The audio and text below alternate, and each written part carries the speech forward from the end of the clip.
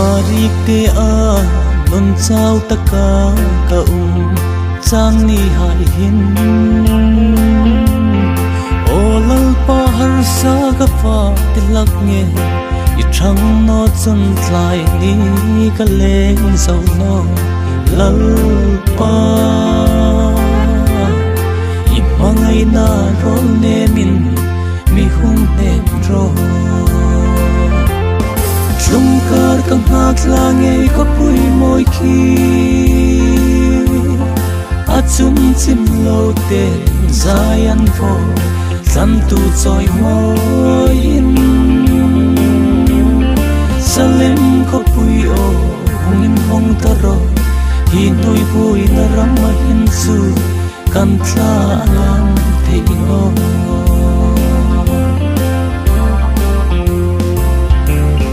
Kanan ramoy lalpa busay kapuy moy atsun Van miting seraphim hai zairitun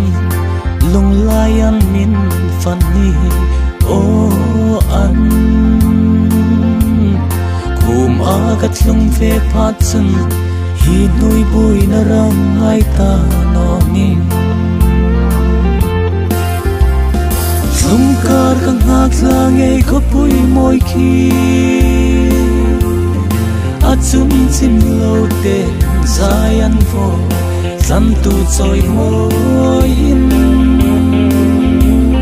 Salim ko pu'y o hungin hong taro Hinoy pu'y naramahin su Kantla alam tingno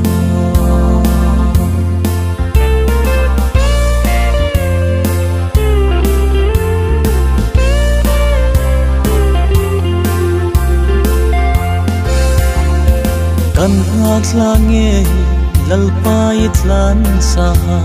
itruy kom niting su